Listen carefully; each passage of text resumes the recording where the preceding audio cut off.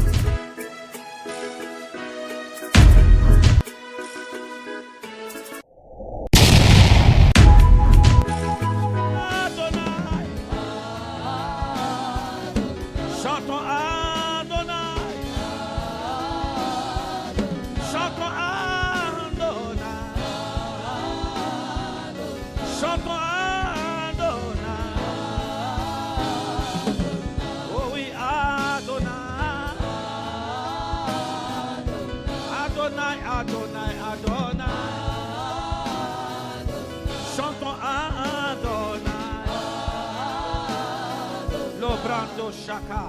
Tu vas commencer à prier, remettre la parole entre les mains du Seigneur. Dis à Dieu de disposer ton cœur.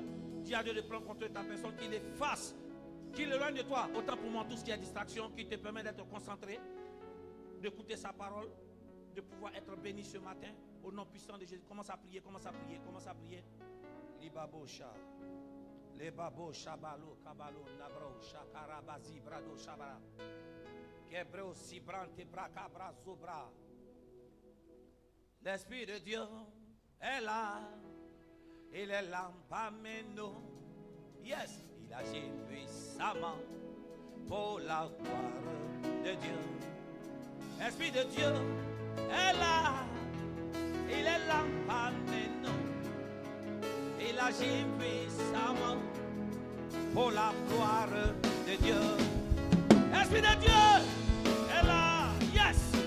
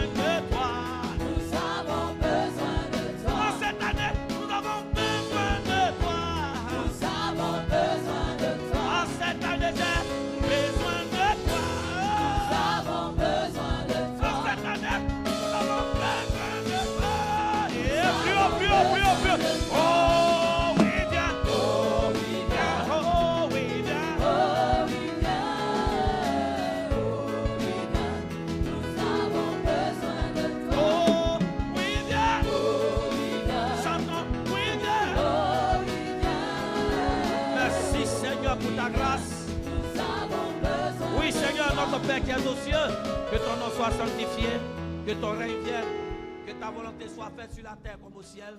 Donne-nous ce matin notre pain de séjour. Oui, pardonne nos offenses, comme nous pardonnons aussi à tous ceux qui sont offensés. Ne nous soumets pas à la tentation, mais dis-nous du mal, car c'est à toi celui qui appartient, oui, le règne, la puissance pour des siècles et des siècles. Seigneur, l'heure est venue, nous allons écouter ta parole. Avant que nous soyons là, tu étais déjà là, Seigneur de Tout-Puissant. Mais maintenant, nous allons écouter ta parole. La Bible que ta parole est esprit et vie. Que cette parole que nous allons écouter, que notre cœur soit disposé comme une terre fertile, prête à recevoir une semence. Que cette semence que nous allons recevoir puisse influencer et impacter positivement notre année 2024. Seigneur, merci, parce que tu nous éclaires. Ta parole est une lampe à mes pieds et une lumière sur notre sentier. Merci, Seigneur. Est-ce que quelqu'un peut acclamer le Seigneur? Et pendant que tu acclames, assieds-toi dans la bénédiction de Dieu. Bonjour à tous. Nous sommes aujourd'hui à notre premier culte d'adoration, c'est-à-dire que notre premier sabbat qui est dédié à notre Dieu de l'année 2024. Amen. Je tiens à réitérer mes vœux les meilleurs. Amen. Et qu'en cette année 2024, ce qui t'a manqué en 2023, tu puisses le posséder en cette année. Amen. Que Dieu t'accorde toutes sortes de bénédictions. Amen. Que tu sois béni au départ, que tu sois béni à l'arrivée. Que cette année, tu partes de gloire en gloire. Dis Amen. Amen. Amen. Voilà, je vais vous inviter à lire quelques portions de l'écriture. Nous allons lire 1 Jean chapitre. D'abord, Josué chapitre 6, autant pour moi, le verset 17 à 19. Après, nous allons prendre Josué chapitre 7, le verset 1 à 13. Et après, attaquer rapidement Hébreux chapitre 5, le verset 12 à 14. Mais avant toute lecture, comme je le dis, vous pouvez suivre tous nos cultes sur notre plateforme YouTube en tapant Prophète Béranger Kwasi. Abonnez-vous massivement. Vous pouvez envoyer ça à des personnes qui sont sur WhatsApp, Instagram, Facebook et autres. Ils peuvent s'abonner à notre chaîne YouTube. Il y a des prédications, des temps de prière, des prophéties qui ont te fait du bien. Amen. Amen. Lecture, s'il vous plaît. N'oublions pas que Dieu est dans sa parole. Et c'est lui qui nous a réunis ce matin. Alors que nous lisons sa parole, nous faisons l'effort de nous tenir debout. Josué chapitre 6, allons vite. Josué chapitre 6, à partir du verset 17. Oui. La ville sera dévouée à l'Éternel par interdit, elle et tous ceux qui s'y trouvent. Mais on laissera la vie à Rahab, la prostituée, et à tous ceux qui seront avec elle dans la maison, parce qu'elle a caché les messagers que nous avions envoyés. Le verset 18.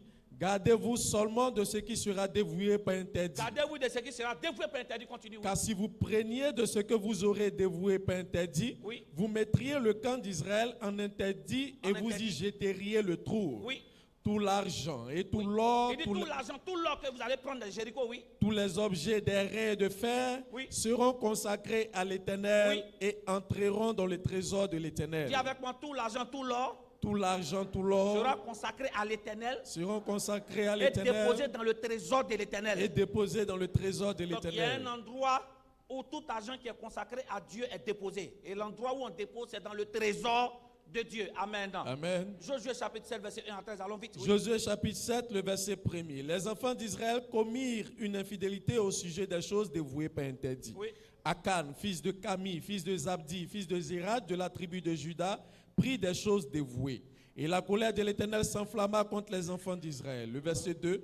Josué envoya de Jéricho des hommes vers Haïb, qui est près de Beth-Aven, à l'orient de Bethel.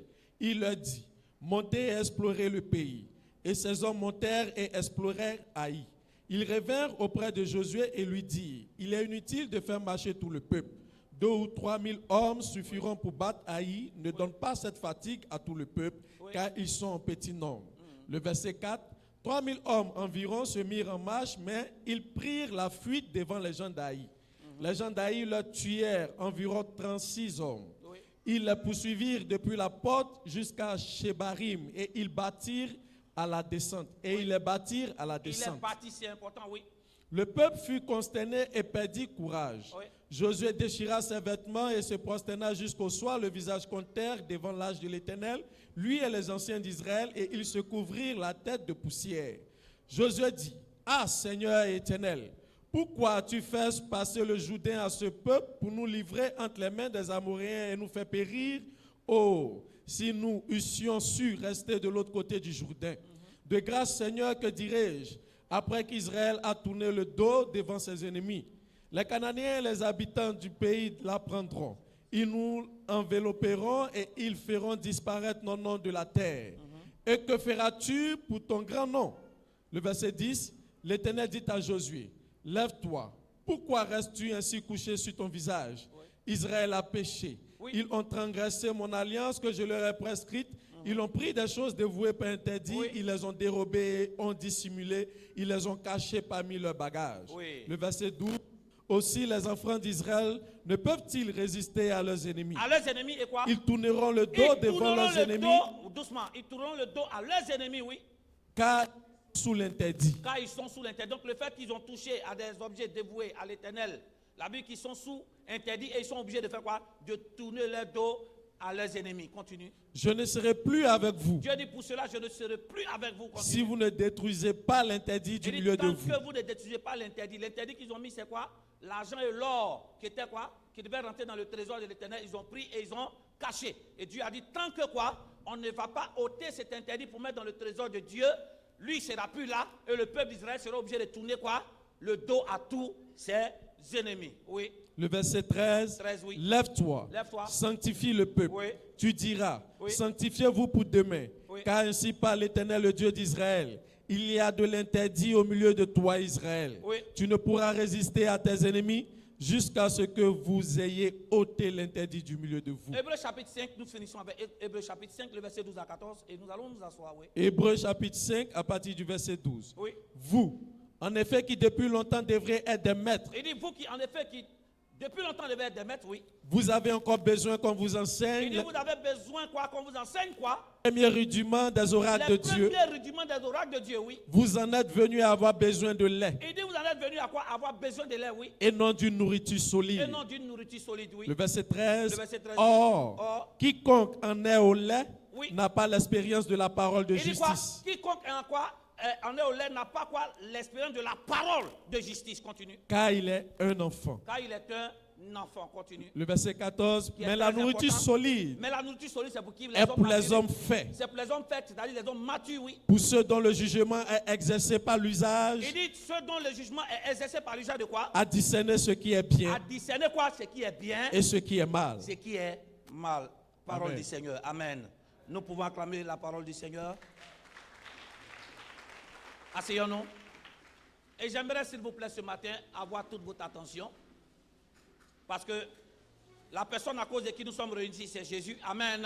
Amen. Et Dieu doit nous bénir dans sa parole. Et je prie que nous soyons tous disposés pour que sa parole nous fasse du bien ce matin. Amen. Amen. Le thème qui nous réunit ce matin, c'est comment réussir notre année 2024. Amen. Amen. Comment est-ce que toi et moi, nous allons faire quoi? Nous allons entamer l'année 2024 et réussir cette nouvelle année. Amen. Amen. Je vous ai dit la dernière fois dans l'enseignement passé que l'année est un cycle. Quand on dit une année, c'est quoi? C'est la terre qui tourne une fois autour du soleil. Donc à chaque fois que quoi? La terre tourne et qu'il tourne, qui fait un seul mouvement, ça fait 365 jours. Donc l'année est une rotation, c'est un cycle. Donc au fur et à mesure, il y a des cycles qui arrivent dans notre vie. Amen. Amen. Donc pour que tous les cycles de cette année-là te soient favorables, ce message est bien arrivé. Amen. Amen. Et le thème que Dieu a abordé, ou du moins a mis en mon cœur pour que cette année soit une réussite pour toi, dis à quelqu'un, c'est la maturité. La maturité. Dis à quelqu'un la maturité. La maturité. Non, tu n'as pas dit bien la maturité. La maturité. Ce mot maturité, tout le monde prononce ça. Hein? Que ce soit adulte, que ce soit enfant. Il y a des personnes même souvent disent le mot maturité, mais ça n'a pas de sens. On dit sois mature. On demande sois mature, ça veut dire quoi? Ça veut dire faire les choses bien. Non. Il faut que nous comprenions le sens de la maturité dans tout son sens. Amen. Amen. Pour qu'en tant qu'enfant de Dieu, nous puissions réussir. Qu'est-ce que j'entends par maturité? C'est une période, d'après le dictionnaire, c'est une période caractérisée par une période pendant laquelle quoi, nous arrivons au plein développement de notre plan physique, intellectuelle et spirituelle. C'est une période caractérisée là où quoi? Nous arrivons au plein développement de quoi? De notre personne. C'est-à-dire que sur le plan physique, sur le plan intellectuel et sur le plan émotionnel. Mais aussi c'est un état d'esprit qui nous permet de faire quoi? D'avoir un plein développement de notre personne. Amen. Amen. Mais si nous voulons prendre la définition biblique que nous venons de voir tout à l'heure là, dans Hébreux chapitre 5, le verset 12, il dit pour les hommes faits, ce sont ceux qui ont la capacité de faire quoi? De discerner ce qui est bien et de ce qui est mal. Amen. Amen. Et c'est ça qu'on appelle la maturité. La maturité, c'est quoi? C'est la capacité qu'une personne a à pouvoir discerner le bien du mal. C'est la capacité qu'a une personne de pouvoir faire ce qui est bien et de ne pas faire ce qui est mal. Amen. Amen. Et laissez-moi vous dire qu'on devient mature. Ce n'est pas Dieu qui nous dit que cette chose est mauvaise. Amen. Amen. C'est parce que nous sommes devenus matures qu'on sait que cette chose n'est pas bonne ou elle est quoi? Elle est mauvaise. En d'autres termes, pour pouvoir cette année triompher, pour que cette année soit favorable, il faut que tu sois mature. Cela amène à faire quoi? Cela t'amène à pouvoir avoir un état d'esprit qui t'envoie à prendre de bonnes décisions. Amen. Amen. C'est ça la maturité. Comment est-ce que nous serons influencés par des décisions, bonnes décisions que nous devons prendre? Et il dit quelque part que dans Hébreux 5, verset 12 à 14 qu'on a lu tout à l'heure, la parole de Dieu nous dit que il dit, vous qui longtemps devez être des hommes matures, vous êtes quoi? Réduits à avoir encore les fondamentaux. Il dit, vous êtes réduits à encore avoir quoi? Du lait. Normalement, je devais vous donner l'aliment solide. Donc, on comprend que dès que nous sommes enfants de Dieu, il y a des étapes. Dans 1 Pierre 5, autant pour moi, 1 Pierre 2, le verset 2, la Bible dit que lorsque nous sommes nouveaux en Christ, nous avons besoin du lait. Amen. Et le lait, c'est aussi la parole de Dieu. Donc, quand nous donnons notre vie à Jésus, il y a aussi des dimensions. Il y a la dimension d'enfant à adolescent. Nous avons besoin de le lait pour devenir adolescent, mais maintenant d'adolescent à devenir homme mature, nous avons besoin de quoi? De la nourriture solide. Amen. Amen. Et cette nourriture solide, d'après Hébreux 5, le verset 12 ou le verset 13-14, il dit, ceux qui sont au lait ne peuvent pas connaître ce qu'on appelle la parole de justice. Amen. Donc, ce qui nous permet d'être matures, amen, c'est la parole de Dieu. Mais la parole de Dieu a un différent... J'ai envie de dire que la parole de Dieu nous nourrit à différents niveaux. Lorsque nous sommes des bébés, la parole de Dieu est du lait que nous avons besoin pour pouvoir devenir adolescents. Amen. Amen. Mais maintenant, d'adolescent à mature, cette même parole de Dieu a une autre face. Ce n'est plus le lait, mais c'est une autre face de quoi? De nourriture solide. Quelqu'un dit Amen. Amen. Vous allez bien me comprendre tout à l'heure. La Bible nous dit quelque part dans Galates 4, le verset 1. Il dit, aussi longtemps que quoi? L'héritier sera quoi? Demeure un enfant, il ne diffère en rien de quoi? D'un esclave. Il dit, aussi longtemps que l'héritier va demeurer un enfant, il ne diffère en rien d'un esclave. Qu'est-ce que ça veut dire? Ça veut dire que l'héritier a de l'argent. L'héritier a toutes sortes de bénédictions. Mais l'héritier ne pourra pas prendre possession de quoi? De l'argent qui lui est dû à cause de quoi? De son âge. Amen. Qu'est-ce que cela veut dire? Cela veut dire que tout ce que toi et moi nous cherchons sur la terre, là, depuis des années, c'est déjà disponible. Le travail, le mariage, la bénédiction, tout ça est disponible.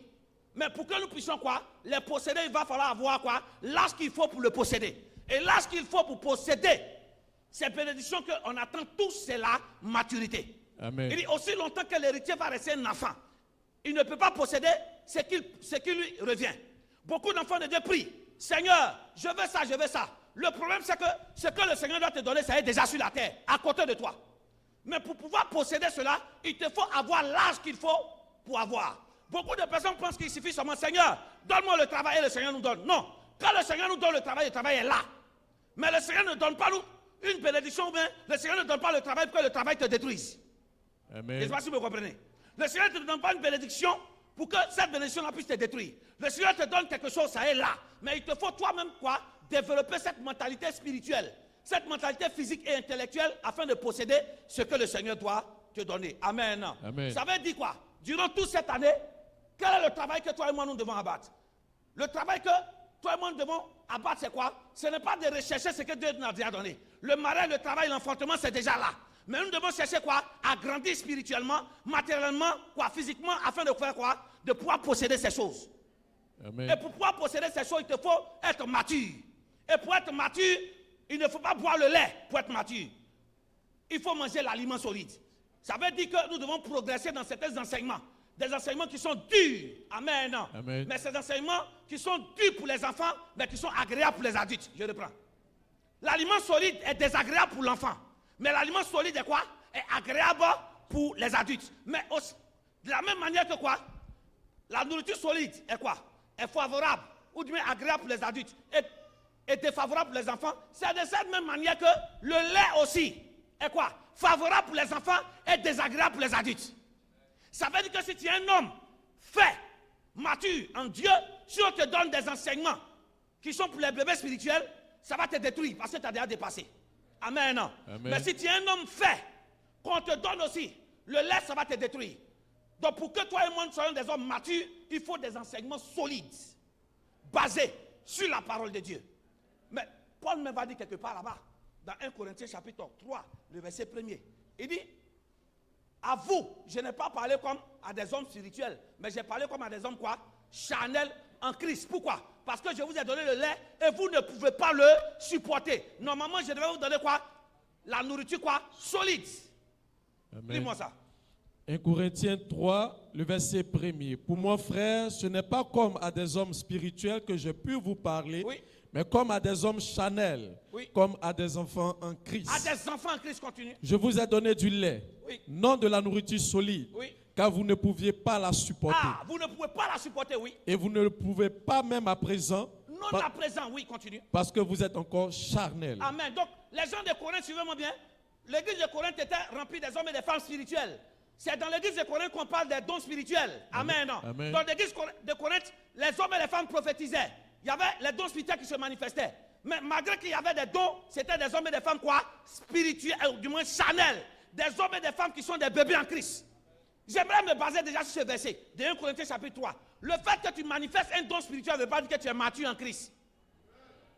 Le fait que Dieu t'utilise pour parler aux gens, le fait que tu rêves et que ça se réalise, ça ne veut pas dire que spirituellement parlant tu es mature. Dieu t'utilise simplement parce qu'il a besoin d'un canal pour édifier les autres. Amen. Est-ce qu'il t'est jamais arrivé, suis-moi bien, qu'un enfant va te faire une commission qui est au-delà de son âge? Réponds-moi. Il t'est jamais arrivé où l'enfant, ça va t'appeler pour que tu rentres dans la maison. Mais l'enfant est interdit de rentrer dans la maison. Je reprends. Et vous n'êtes jamais arrivé où vous avez envoyé un enfant pour aller appeler quelqu'un. L'enfant allait appeler la personne, mais quand l'enfant appelle la personne, lui il reste devant la porte. Donc le fait qu'on envoie l'enfant pour aller appeler quelqu'un ne veut pas dire que l'enfant doit à la maison. Est-ce qu'on se comprend? Amen. Ce que je vais te faire comprendre, c'est que la spiritualité, c'est pour des hommes et des femmes matures. Ceux qui doivent être spirituels, pour que ces personnes soient bénies, il faut que vous mangez l'aliment solide. Mais Paul dit, les gens de Corinthe qui manifestent des dons, quand on donne des enseignements, normalement selon quoi? Leur âge spirituel, c'est un choc. Il ne peut pas supporter. Il trouve ça étrange. Ah, c'est quel enseignement ça là? Bon, mais c'est l'aliment solide. Bien aimé, quand on vient en Christ, il y a des étapes. Il y a bébé. Après bébé maintenant, il y a adolescent et adolescent, il y a adulte. Il te faut devenir adulte. Et pour devenir adulte, on ne va pas te donner des enseignements pour te dompter encore. Il te faut des enseignements durs. Amen. Parce que le monde dans lequel nous sommes est un monde contrôlé par le diable. Et laissez-moi, je vais te parler. Laissez-moi vous dire que le diable ne connaît pas le langage de l'amour. Le diable ne connaît pas le langage de la pitié. Le diable ne connaît que le langage de la violence. Amen. Et la Bible va parler même sur le côté de Dieu en parlant de l'époque de Jean-Baptiste. Il dit quoi? Il dit dans les derniers temps, autant pour moi, si je vais paraphraser dans Matthieu 11, il dit quoi? Le royaume des cieux est quoi? Est forcé. Seuls les violents quoi? S'en emparent. Jésus est venu nous envoyer le royaume vers nous, on est d'accord? Jésus est venu nous présenter le royaume. Mais ce n'est pas parce que Jésus nous a présenté le royaume qu'on rentre dans le royaume facilement. Amen. On peut te présenter un produit, mais ce n'est pas parce qu'on t'a présenté le produit que tu as accès au produit. Jésus nous présente le royaume des cieux. Vous êtes né pour triompher, vous êtes né pour briller. Mais pour rentrer dans cette capacité pour briller, il te faut quoi? Avoir ce qu'on appelle les portes d'accès. Donc le royaume des cieux est à côté de nous. Mais pour que j'ai accès à toutes les bénédictions du royaume des cieux, il faut quoi? La violence. Amen. Ça veut dire que quiconque veut posséder son miracle doit être violent dans la prière, violent dans le jeûne. Amen. Et ceux qui pratiquent la violence, ce ne sont pas des bébés. Dis-moi, t'as déjà vu un bébé de 6 mois en train de se battre avec quelqu'un? Ce sont les adultes. J'aimerais te dire que ce dont tu as besoin, il y a des gens qui sont assis dessus. Tu dois devenir mature pour prendre conscience de cela et les arracher. Dis Amen. Amen. Dis Amen bien. Amen. Amen. Amen. Donc durant toute l'année 2024, nous serons bombardés d'enseignements de maturité. Et laissez-moi vous dire, pour ceux que ça serait un choc, ce sont les hommes charnels. Ce sont les gens de Corinthe. Donc laissez-moi vous dire, ce n'est pas parce qu'un enseignement ne te plaît pas que ça ne vient pas de la Bible. Ce n'est pas parce qu'un enseignement révèle ce que tu fais qui n'est pas bon et que tu dois changer, que tu classes ça d'anti-biblique. Oui. Amen. La parole de Dieu est une épée aiguisée à double tranchante. Ça veut dire que de l'autre côté ça coupe, de l'autre côté ça coupe. Donc double tranchant veut dire que pendant que tu coupes tes ennemis, si tu ne fais pas attention, ça peut te blesser. De la même manière que la parole de Dieu nous permet de combattre nos ennemis, mais la parole de Dieu permet de nous former, de nous corriger aussi. Amen. Nous sortons de la mentalité des gens de Corinthe. Les gens de Corinthe sont des personnes qui ne veulent pas évoluer, qui veulent qu'on reste toujours aux enseignements des bébés. Non, nous devenons des hommes et des femmes matures. Amen. Et là, des enseignements de maturité que nous allons commencer ce matin. Parce que nous débutons l'année. Amen. Amen. Quelle attitude que toi et moi nous devons avoir au commencement pour que toute l'année soit influencée en bon pour nous. Je reprends. Quelles sont les attitudes et qu'est-ce que toi et moi nous devons faire depuis le début de l'année qui doit impacter toute l'année? 1 Jean 1, le verset 1. Allons vite. 1 Jean 1, le verset 1. Oui. Ce qui est dès le commencement. Ah, Jésus dit quoi? Ce qui est dès le commencement. Ce que nous avons entendu. Ce que quoi? Nous avons entendu. Suis-moi bien. Donc ce qui est dès le commencement, c'est ce que j'ai entendu. Oui. Ce que nous avons vu de nos yeux. Il dit ce que j'ai vu de nos yeux depuis où? Le commencement continue, oui. Ce que nous avons contemplé. Il dit ce que nous avons contemplé. À quel moment?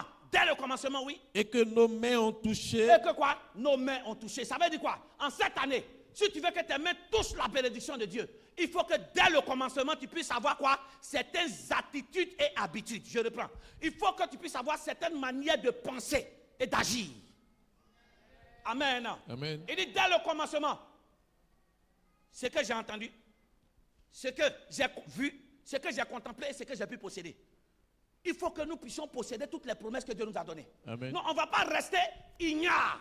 Je reprends. On ne va pas rester ignare, ou autant pour moi pour d'autres. On ne va pas rester ignorant comme l'héritier.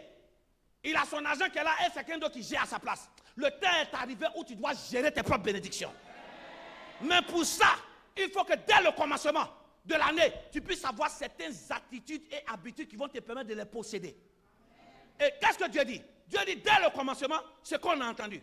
Donc au commencement, qui est le commencement de cette année, qu'est-ce que toi et moi nous devons faire pour que Dieu arrive à quoi? À impacter notre vie. Et j'ai envie de vous dire, Dieu est l'alpha et l'oméga. Il est le premier et le dernier, le commencement et la fin. Ça veut dire que de la manière que nous commençons une année, ou bien nous commençons quelque chose, cela impacte le déroulement de l'activité jusqu'à la fin.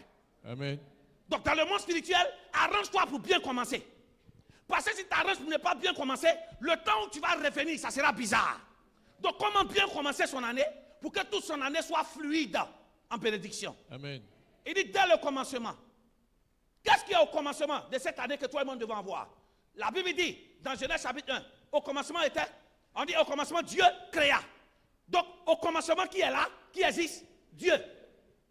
Donc dans tout commencement, ce n'est pas l'homme qui fait quelque chose. Dans tout commencement, c'est Dieu qui doit être mis quoi? En avant. Amen. Donc pour des hommes et des femmes matures qui veulent évoluer avec Christ, ces personnes savent qu'ils ne peuvent pas commencer l'année sans Dieu. Ils sont obligés de s'associer avec Dieu. Et Dieu se trouve où? Dans sa parole. Dans Jean 1, il dit au commencement était quoi? La parole. La parole était avec Dieu et la parole était Dieu. Donc la parole qui a créé au commencement était Dieu. Amen. Donc en cette début d'année, le problème n'est pas quand est-ce que tu dois commencer quelque chose. C'est avec qui tu dois commencer la chose. Parce que la personne avec qui tu commences la chose va impacter le résultat et le déroulement de ton année. Amen. Je reprends. Le problème n'est pas quand est-ce que tu vas recevoir quelque chose. Parce que le temps lui-même a existé après que Dieu a commencé à créer. Donc Dieu est au-dessus du temps. Dieu est au-dessus du temps. Dieu est dans l'éternité. Donc si je marche avec Dieu qui est dans l'éternité, alors le temps chronologique dans lequel nous sommes est obligé de faire quoi? De quoi? De se rallier à ce que Dieu dit. Donc cette année, si tu veux réussir dans ton travail, dans ton concours, ce n'est pas quand est-ce que tu vas faire quelque chose, c'est avec qui est-ce que je vais marcher. Amen. Si tu mets Dieu au commencement de ton activité, tu mets Dieu dans tout ce que tu fais, alors Dieu va quoi? Sécuriser ta vie jusqu'à la fin de l'année. Et ce que ton cœur avait résolu d'avoir cette année, tu l'auras. Amen. Dis à quelqu'un avec qui tu veux commencer l'année. Avec qui tu veux commencer l'année? Le résultat de ta vie dépend de avec qui tu commences. Toute la création a été impactée. Pourquoi? Parce qu'au commencement, Dieu créa. Donc toute la création a commencé par Dieu. Et c'est parce que c'est Dieu qui était à l'origine que tout ce que Dieu a créé a été parfait. Donc si nous mettons Dieu dans notre activité, dans nos vies, dans nos foyers, dans tout ce que nous souhaitons le plus cher cette année, quels que soient les obstacles, Dieu sera là pour intervenir. Amen. Mais beaucoup d'entre nous, fort dommage de constater que beaucoup d'entre nous, nous commençons sans Dieu, c'est-à-dire qu'on commence avec les hommes, mais on laisse Dieu à côté. Mais devant là-bas, quand il y a des problèmes, maintenant on cherche à associer Dieu. Non. Si tu associes Dieu dès le commencement, même si les hommes te créent des problèmes, Dieu va s'occuper d'eux. Amen. Mais si tu commences avec des hommes, et que devant tu as des problèmes avec des hommes, suis-moi bien, au-dessus d'un homme, il y a toujours un plus fort. Au-dessus d'un homme, il y a toujours un plus fort. Donc celui que tu penses qu'il est fort, il te protège, mais devant là-bas, il y a un plus fort que lui. Donc si tu commences avec les hommes, on sait que tu seras limité quelque part lorsque l'homme va rencontrer plus fort que lui. Mais si tu commences avec l'Éternel, si tu commences avec Dieu, si tu commences avec la parole, même si des hommes te bloquent, Dieu va les enlever de ton chemin. Amen. Amen. Et il a dit dès le commencement ce que nous avons entendu. Donc dès le commencement, qu'est-ce que tu dois entendre qui va te permettre de posséder ton année? C'est la parole que tu dois écouter. Amen. C'est la parole que tu dois entendre. Tu dois disposer ton oreille à toujours écouter Dieu à travers sa parole. Et qu'est-ce que la parole de Dieu nous dit, s'il vous plaît, au commencement? L'attitude que nous devons avoir pour que notre vie soit bien, pour que tous les mois de cette année 2024 soient favorables, c'est les prémices. Dis à qui une prémisse? Prémices. Dis les prémices. Les prémices. Associer Dieu, attirer Dieu dans son année, c'est d'abord donner à Dieu ce qu'on appelle les prémices et le premier né. Les prémices, c'est ton premier salaire. Le prémice, c'est ton premier... Je vous ai dit que l'enseignement, c'est pour qui? Les hommes quoi? Matures. Mais n'oubliez pas que dans toute assemblée, il y a deux catégories de personnes. Il y a quoi? Il y a ceux qui ne peuvent pas supporter, qui veulent rester toujours enfants. Pourquoi? Parce que ces personnes avaient toujours dépendre des gens. Mais il y a d'autres qui veulent devenir matures, qui veulent devenir indépendants aussi pour prendre soin des gens. Amen. Je reprends. Tant que tu vas rester toujours dans ta zone de confort pour dépendre des gens, un jour ces personnes t'emmandent, tu fais quoi? Mais si tu apprends à être indépendant avec Dieu et que tu connais la source de l'élévation, même si les gens t'ont aidé ou pas, tu ne peux pas accuser quelqu'un. Tu es obligé d'aller jusqu'au bout. Amen. Alors les hommes matures et les femmes matures qui veulent commencer avec Dieu doivent apprendre à sacrifier leurs prémices à Dieu. Et regarde ce que la Bible nous dit sur les prémices rapidement. On va aller vite, oui. Genèse 1. Exode 13, le verset 12 et Deutéronome 18, verset 4, oui. Exode chapitre 13, le verset 12. Oui. Tu consacreras à l'Éternel tout premier-né. Tout premier-né, oui. Même tout premier-né des animaux que tu auras. Tout premier-né quoi? Des animaux. Donc, tout ce qui est premier-né, on doit le consacrer à Dieu. Dis amen bien. Amen. Maintenant, allons maintenant au niveau de Deutéronome 18, verset 4, oui. Deutéronome 18, verset 4, tu lui donneras les prémices de ton blé. Et tu lui donneras quoi? Les prémices de ton blé, oui. De ton mou. De ton mou. Et de ton huile. Et de ton huile. Donc, oui, continue. Et les prémices de la toison de tes brebis. Amen. Donc, on doit donner à Dieu tout ce qui est prémices de tout ce qu'on fait comme activité. Donc, tout ce qui est prémices, c'est premier. Le premier salaire, le premier bénéfice. Laissez-moi vous dire que ce n'est pas facile de donner les prémices. C'est vrai. Ça, c'est pour les bébés. Ceux qui ne peuvent pas supporter quoi? La nourriture solide. Mais ceux qui supportent la nourriture solide, ils savent que pour réussir, suis-moi bien, pour mettre Dieu en action pendant toute l'année, il va falloir lui consacrer un. Il va falloir lui consacrer la prémisse. Amen. Ah, c'est ça le problème. Pour les bébés, ils vont calculer qu'est-ce que je vais faire. Mais pour les matures qui vont donner les prémices à Dieu, ce n'est pas que ces matures-là auront de l'argent à côté. Mais c'est des personnes qui font assez confiance à Dieu pour dire, pendant toute l'année, pendant que je t'ai consacré un mois de salaire, un mois de bénéfice, je crois que tu prendras soin de moi pendant toute l'année. Amen. En fait, les hommes matures sont des personnes qui font assez confiance à Dieu. Pourquoi? Pour leur confier totalement leur destin. Amen. Continue. Exode 23. Maintenant, tellement que la prémisse est importante, Dieu me va ériger ça. Il dit, pour donner la prémisse, je vais instaurer ça comme une fête en Israël. Amen. Donc pendant que tu donnes la prémisse et que ça te fait mal, suis-moi bien, Dieu dit, réjouis-toi. Il fait ça en fête. Pour toi, donner la prémisse, ça te fait mal. Mais pour Dieu, il dit, pendant que tu me donnes, c'est un signe de joie qui se manifeste dans le ciel, qui va se manifester pendant toute l'année de ta vie. Lis ça, Exode. Exode 23, Exode 23, verset 16, oui. le verset 16. Tu Oui. observeras la fête de la moisson. Il dit, tu observeras quoi? La fête de la moisson et de quoi? Des prémices de ton Donc, travail. la fête de la moisson est la fête des prémices de ton travail. Donc ça veut dire que les prémices sont un sacrifice, mais un sacrifice qui est censé apporter la joie dans notre vie. Amen. Au départ, ça fait mal. Mais avant qu'on arrive à la fin de l'année, tu sauras que l'Éternel t'a protégé, a protégé tes activités, a protégé tes enfants. Amen.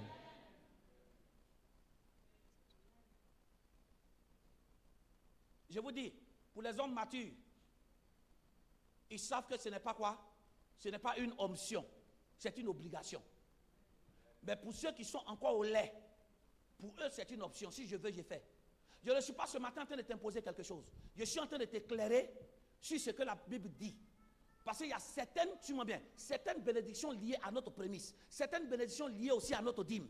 Lorsqu'on le touche, qu'on ne donne pas à Dieu, il y a des portes que nous fermons à Dieu dans notre vie. Amen. Même si tu pries, tu jeûnes, mais tu n'auras pas accès à des portes où la clé d'ouverture de cette porte, c'est la prémisse.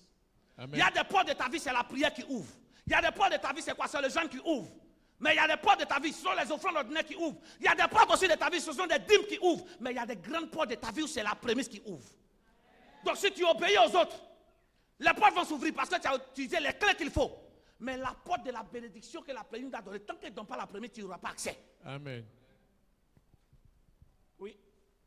Et regarde, où est-ce qu'on doit apporter notre prémisse? Oui. Deutéronome 12, verset 11 et Exode 23, verset 19. Oui. Deutéronome 12, le verset 11. Oui. Alors il y aura un lieu que l'Éternel, votre Dieu, choisira pour y faire résider son nom. Résider son nom, oui. C'est là que vous présenterez tout ce que je vous ordonne. Oui. Vos holocaustes, Oui. vos sacrifices, Oui. vos dîmes, Vos dîmes. vos prémices. Donc on voit qu'il y a une différence entre la dîme et la prémisse. Oui. Amen. Vos dîmes, vos prémices, oui. Et les offrandes choisies que vous ferez à l'Éternel pour accomplir vos vœux. Amen. Lis maintenant. Donc il y a un lieu où Dieu va résider son nom, où nous allons donner nos prémices, nos dîmes, nos offrandes. Oui. Exode. Exode 23, le verset 19. Oui. Tu apporteras à la maison de Donc le l'Éternel, lieu où Dieu veut que nous déposions nos prémices, il dit quoi? C'est à la maison de l'Éternel quoi? ton Dieu, Dieu, les prémices des premiers fruits de la les terre. premiers fruits de la terre continuent. Tu ne feras point cuire un chevreau Amen. dans le lait de Donc sa on mère. apporte où? Dans la maison de l'Éternel, nos prémices. Amen. Et à quel moment est-ce que nous devons le faire? Néhémie 10, le verset 30, à partir du verset 35. Oui, allons vite, allons vite. Néhémie 10, à partir du verset 35. Oui. Nous résolûmes d'apporter chaque année Oui. à la maison de l'Éternel les prémices de notre sol Oui. et les prémices de tous les fruits de tous les arbres. Donc il résolue quoi? D'apporter chaque année. Donc dans l'année, tu dois pouvoir quoi? Enlever un mois de bons résultats pour donner à qui? À l'Éternel ton Dieu. Amen. Donc les prémices, c'est pas que dès que tu as commencé ta bête, ta prémisse, ça s'arrête là. Non. Les prémices, chaque année, il faut disposer cette portion pour Dieu. Dieu voit le sacrifice que tu es en train de faire. Et il se saisira de ce sacrifice de faire quoi? Pour impacter toute l'année. Amen. Amen. Mais aussi, il y a un timing dans lequel nous devons aussi donner notre prémisse. Exode 22, verset 29, oui. Exode 22, le verset 29. Oui. Exode 22, verset 29. Tu ne différeras point de m'offrir les prémices de ta moisson. Amen.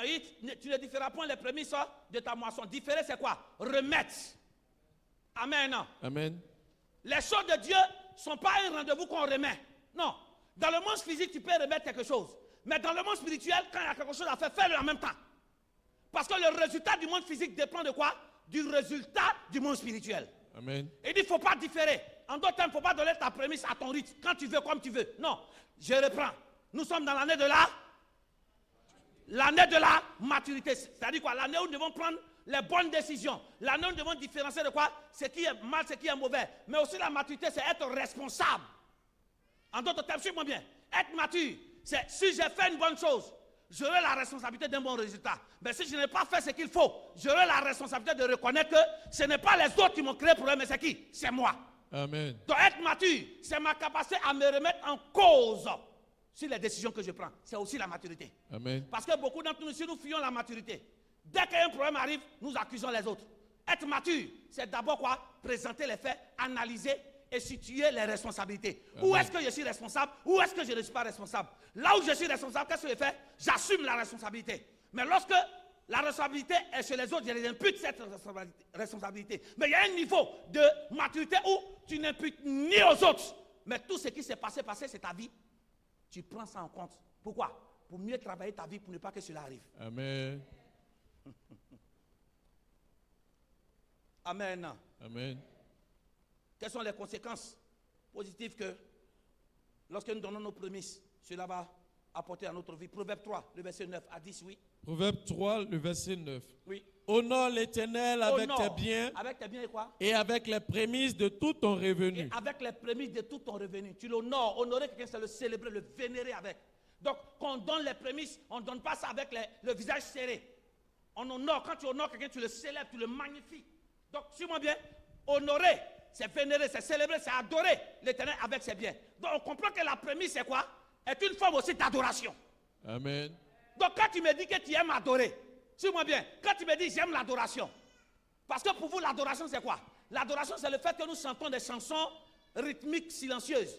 Je reprends. Pour toi, l'adoration, c'est quoi? C'est lorsque nous sommes en train de chanter un chant, mais le rythme ou bien le tempo du chant est lent.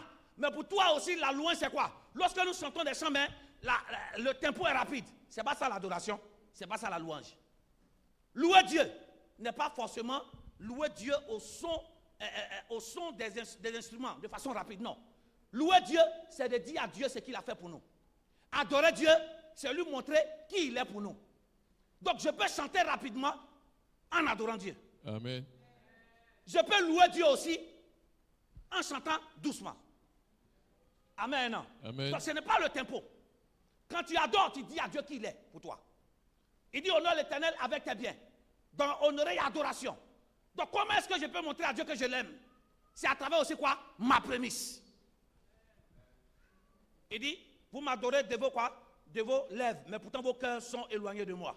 Un véritable adorateur doit pouvoir faire quoi? Faire sortir aussi les prémices à travers aussi ses actions pour que Dieu aussi soit touché. Dis amen bien. Amen. Et quand Dieu dit, quand nous donnons les prémices, qu'est-ce qui se passe? Allons vite. Oui. Le verset 10.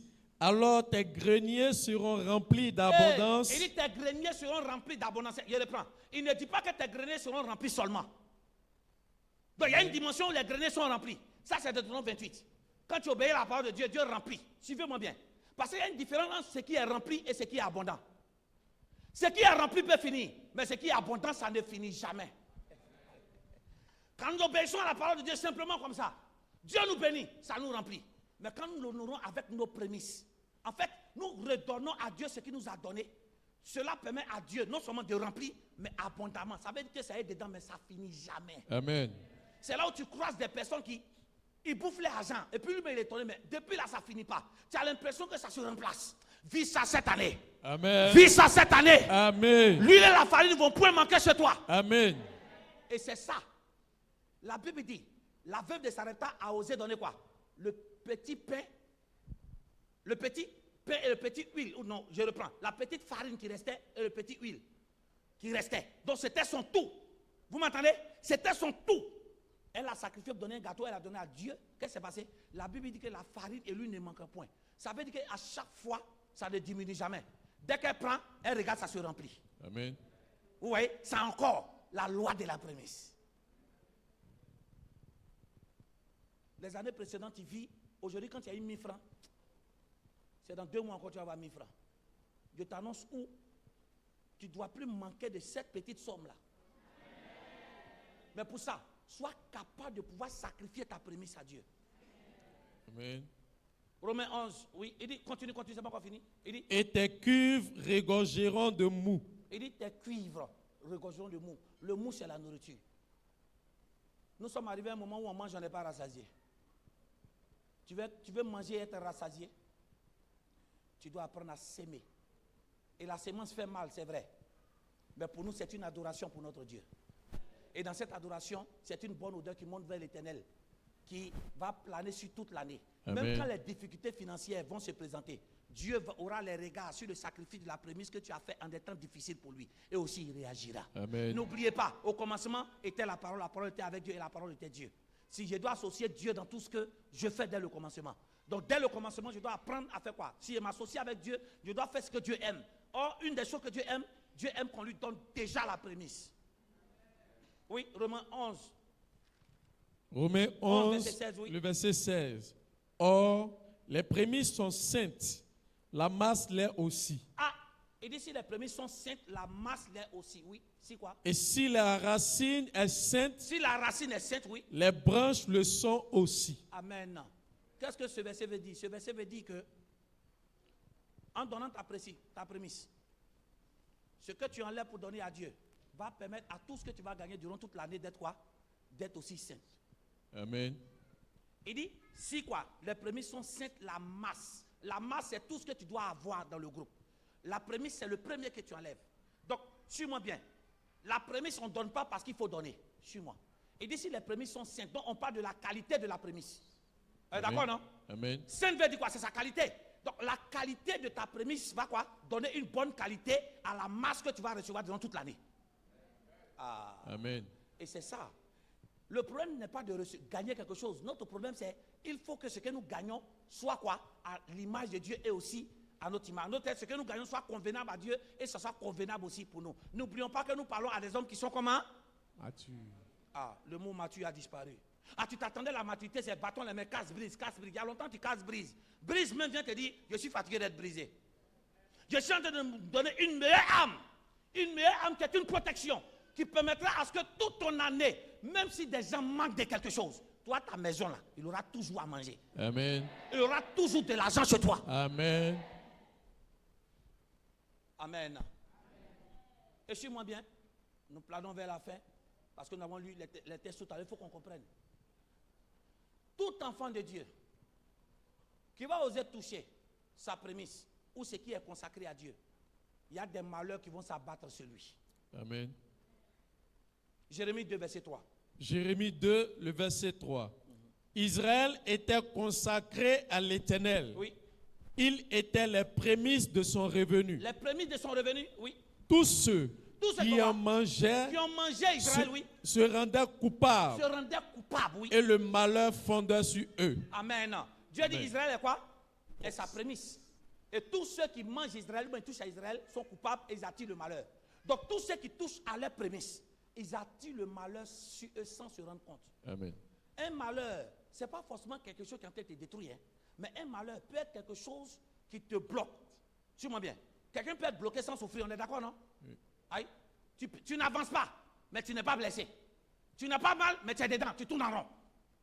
Donc Dieu dit, tous ceux qui ne vont pas donner les prémices de leur activité, il dit c'est d'attirer des malheurs. Maintenant, suis-moi bien. Nous allons vers la fin. Nous voyons l'exemple typique de ce que nous venons de voir tout à l'heure. Dieu nous dit que la prémisse est très importante qu'il faut lui donner. Amen. Amen. Qu'on lui donne, nous voyons beaucoup de choses qui se passent dans notre vie, l'abondance. Mais si tu te rétractes que tu ne donnes pas, le malheur peut s'abattre sur toi. Mais j'aimerais que toi et moi, nous soyons des hommes faits pour attirer une catégorie de bénédiction dans notre vie. Amen. Amen. Et voici une catégorie des membres d'Israël à qui Dieu a adressé la parole de la prémisse. Vous m'entendez? Tout ce qui concerne la loi de la prémisse devait s'appliquer sur Israël d'abord. Et Israël, suis-moi, Israël devait maintenant rentrer en phase de la conquête de Canaan, qui est quoi? La ville promise. Et la première ville que Israël devait combattre, c'était Jéricho. Amen. Amen. Et après Jéricho, toutes les autres villes vont venir. Et Dieu a dit, dans Josué 6 qu'on a eu tout à l'heure, il dit, lorsque vous allez combattre Jéricho, qui est quoi? Qui est la première ville, il dit, tout ce que vous allez trouver dans la ville de Jéricho, ça ne sera pas pour vous. Vous devez prendre tout l'argent, tout l'or, pour mettre où? Dans le trésor de l'Éternel. Amen. Amen. Pourquoi Dieu demande ça? Dieu demande parce que c'était la première ville de leur combat. Donc tout ce qui est en premier revient à Dieu. Maintenant, le peuple n'a pas écouté. Parmi eux, d'autres sont allés quoi? Toucher ce qui revient à Dieu qui est en premier, qui est la prémisse. Akan est parti prendre. Suis-moi. Et la Bible dit que le peuple d'Israël est parti en guerre. Suivez-moi bien. Dans Josué 6, mais Josué 5 et 6, la ville de Jéricho était barricadée contre le peuple d'Israël. C'était une ville forte. Il y avait beaucoup de soldats, mais ils ont pu triompher. Amen. Mais Israël est parti en guerre contre Haï. Quand on a lu le texte tout à l'heure, ils ont dit non, ça ne vaut pas la peine qu'on envoie beaucoup de personnes.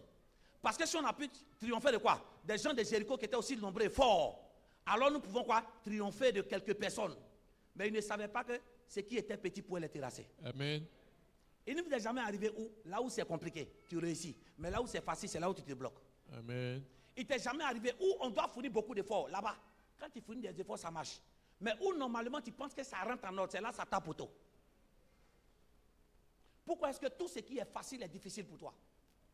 Normalement, ce qui est difficile, si c'est facile pour toi, ce qui est facile n'est que du jeu. Mais la Bible dit que là où ils devaient vaincre Haï, ils ont été vaincus par Haï. Suivez-moi bien. Suis la conclusion, s'il te plaît. Nous allons quelque part, ça va te faire du bien.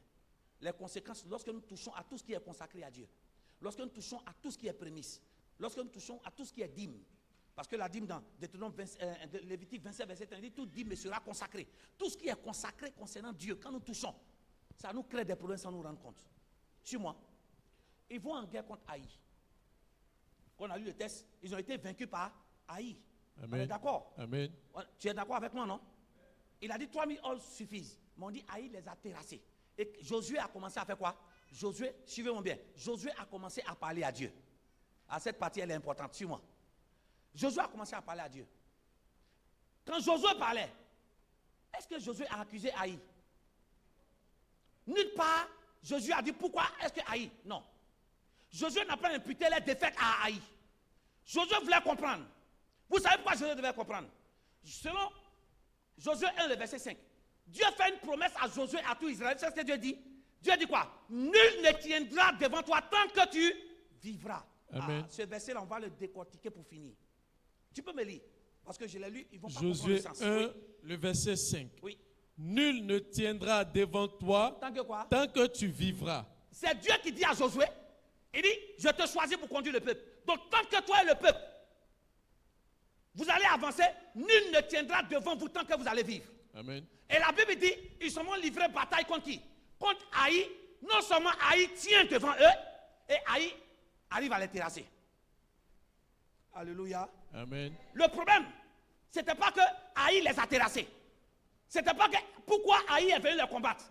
Le problème n'est pas que pourquoi est-ce que Dieu les a pas prévenus que Haï va les terrasser. Non. Le problème n'est pas Haï. Le problème, ça vient de qui? Du peuple d'Israël. Haï, lui, il ne fait que quoi? Mener son ministère de combat. Amen. Haï, c'est l'ennemi d'Israël. Et ton ennemi ne peut pas te caresser.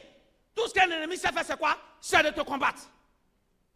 Mais le problème, c'était au niveau de qui? De Josué. Suis-moi. Dieu dit, tant que quoi? Nul ne tiendra devant toi. Dis avec moi, nul ne tiendra devant toi. Nul ne tiendra devant toi tant que tu vivras. Tant que tu vivras. Savez, je reprends. Dis avec moi, tu vas comprendre. Dis avec moi, nul ne tiendra devant toi. Nul ne tiendra. Tant que tu vivras. Tant que tu vivras. Ça veut dire qu'à chaque fois que le peuple d'Israël et Josué vont mener une guerre, l'ennemi est obligé de capituler. Et pourquoi l'ennemi est obligé de capituler? Parce que quoi? Israël et Josué sont en vie. Mais on voit que là, Israël est tombé. Ça veut dire Israël était mort. Amen. Je savais que vous n'allez pas me comprendre. Il dit, nul ne tiendra devant toi tant que tu vivras. Ça veut dire, si les gens de Haï ont pu tenir jusqu'à les vaincre, c'est parce qu'Israël et Josué sont morts. C'est parce qu'ils sont morts. Donc si on a pu tenir devant eux, c'est parce qu'en réalité, Israël est mort. Alléluia. Et c'est ça notre problème. Le problème n'est pas que nos ennemis arrivent à nous dominer. Mais si les ennemis arrivent à nous dominer, c'est parce que nous avons perdu la place et le privilège que Dieu nous a donné. Amen. Est-ce qu'ils ont compris ce qu'il est dit? Si Israël est tombé, c'est parce qu'Israël est mort. Parce qu'il a dit, nul ne tiendra devant toi tant que tu vivras. Donc si Haï a pu tenir et Haï a pu les vaincre, c'est parce qu'en face de Haï, on avait quoi? Un Israël physiquement en vie, mais spirituellement était mort. Tu me comprends? En d'autres termes, dès que tu arrives à vivre, Dieu reprend, dès que tu arrêtes de vivre, tes ennemis prennent le dessus. C'est ce que ça veut dire. Dès que tu arrêtes de vivre, tes ennemis prennent le dessus. Et comment est-ce que quelqu'un peut arrêter de vivre? C'est le fait que la personne désobéit à la parole de Dieu. Amen. Quand on désobéit à la parole de Dieu, nous devenons comme des morts. Même si physiquement nous sommes vivants, mais physiquement, spirituellement, nous sommes morts. Et nos ennemis peuvent quoi? peut nous terrasser. Ah, j'aimerais annoncer à quelqu'un aujourd'hui. Le problème, suis-moi bien, le problème n'est pas que les sorciers sont plus forts que Dieu. Le problème n'est pas que les féticheurs et les satanistes sont plus forts que Dieu. Le problème, c'est toi qui continues de t'affaiblir en désobéissant à Dieu, c'est tout. Amen. Le problème n'est pas que tes ennemis sont plus forts que toi. Mais si tes ennemis arrivent à quoi? À te terrasser, c'est parce que toi, au fur et à mesure que tu grandis, tu t'affaiblis. Amen. Et qu'est-ce qui fait que nous affaiblissons? C'est la désobéissance à Dieu. Et Israël a désobéi en quoi? Qui a fait qu'Israël était mort, c'est le fait qu'ils ont touché à la prémisse, au dîme qui était quoi? Réservé à Dieu. Amen. Donc quand tout ce qui est réservé à Dieu, tu préfères le dépenser. Spirituellement parlant, ça te rend mort. Ça fait que les sorciers t'attaquent. Et puis ils arrivent à quoi? À te terrasser. Et tu passes ton temps à dire, Seigneur, pourquoi les sorciers font ceci? Non, les sorciers ne sont pas puissants que Dieu. Mais le problème, c'est toi qui t'affaiblis avec ta relation avec ton Dieu. Voilà pourquoi les sorciers te possèdent, c'est tout. Amen. Amen. Voici la véritable question à se poser. Depuis, ma vie est mélangée. Pourquoi les esprits arrivent à te dominer? C'est juste parce que tu t'affaiblis spirituellement parlant. Et qu'est-ce qui t'affaiblit? C'est notre désobéissance. La désobéissance, c'est quoi? C'est de faire le contraire de ce que Dieu nous demande. Donc, au fur et à mesure que quelque chose est réservé à Dieu, tu touches l'argent, or, ou bien quelque chose que tu as consacré pour Dieu. Tu prends pour faire autre chose. Ça te rend faible spirituellement parlant. Et tes ennemis tiennent devant toi. Dieu dit, Amen. tant que vous n'allez pas enlever ce qui m'est dévoué par interdit, qui va rentrer dans mon trésor, il dit quoi? Je ne serai plus avec vous. Ah! Donc, suis-moi bien. Israël partait combattre Haï sans Dieu. Donc, on peut être chrétien et puis Dieu s'est éloigné de nous sans qu'on ne se rende compte. Amen. Alors, si tu limites la manifestation et la présence de Dieu par quoi? Par les émotions que tu as. Il y a des gens ici, là. On dit, Saint-Esprit travaille. Il faut ça. Mais Dieu n'est plus à toi. Ah! Il a dit, tu pleures, on chante même. Je ne sais pas, en tout cas, je ne sais pas quelle émotion qui te touche. Mais si nous vivons dans la désobéissance, quelles que soient les émotions qui vont se passer dans la salle, pleure, crie, Dieu n'est pas avec toi. Parce que ce qui fait que Dieu est avec nous, ce n'est pas que nous pleurons. Ce n'est pas que nous chantons des émotions. C'est notre capacité à marcher dans l'obéissance, c'est tout. Amen. Et quand Dieu est avec toi, tu n'es pas obligé de le sentir, mais il est là quand même. C'est pourquoi tu sais qu'il est là, c'est ta capacité à avoir les bons résultats. Ah non, j'ai dit à des personnes qui viennent dans la maison de Dieu, hein, excuse-moi, condition d'esprit, tu ne les vois jamais balancer. Ils vont douter. Parce que pour eux, quand Dieu est présent, je dois sentir quelque chose dans mon oreille, dans mon nez, dans ma bouche. Laissez ça. Sentir Dieu, c'est de voir les résultats de la présence de ce Dieu dans les visites qui agit derrière toi par les bons résultats de ton histoire. Il y a longtemps tu tombes à l'église, il y a longtemps tu tombes dans celui de prière, mais ta vie est la même chose. Moi, je ne tombe pas. C'est vrai, je ne suis pas émotif comme toi, mais je sais que mon Dieu est avec moi à travers les résultats que je vois dans ma vie. Amen. Que nos églises ne soient plus remplies des hommes et des femmes émotifs ou émotives, mais des personnes prêtes à être disciplinées dans la discipline de Dieu. Amen. Haï a pu les vaincre et tenir parce qu'ils ont cessé de vivre. Parce que tant que tu vivras, nul ne tiendra devant toi. Pourquoi vos ennemis vous tiennent tête? Ils te tiennent tête parce que tu es mort. Et qu'est-ce qui fait que tu es mort? C'est la désobéissance. Quand on entend parler de mort, il y a un dit, mais mort, oui. Tu peux être. La mort, c'est lorsqu'on cesse de vivre. La mort aussi, c'est lorsque tout s'arrête à ton niveau. Apocalypse dit quoi? Il dit, tu te passes pour être vivant, mais pourtant tu es mort. Il dit, tu n'es ni chaud ni froid, je te quoi? Vomirai. Donc qu'est-ce qui fait que nous sommes en vie? Soit on est froid, soit on est chaud.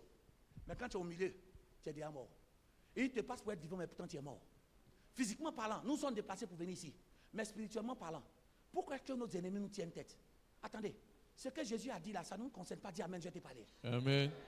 Qu'est-ce que Jésus nous dit? Jésus dit dans Luc 10, verset 9, il dit quoi? Je vous ai donné le pouvoir de marcher sur les serpents et les scorpions, et rien ne pourra vous nuire. Les serpents et les scorpions sont où ça? Sur la terre, non? En d'autres termes, si j'ai Jésus dans ma vie, que je marche dans l'obéissance, qui? Les sorciers, les mystiques doivent être où? Sous mes pieds. Suis-moi bien, doivent être sous mes pieds. Les sorciers doivent être sous mes pieds.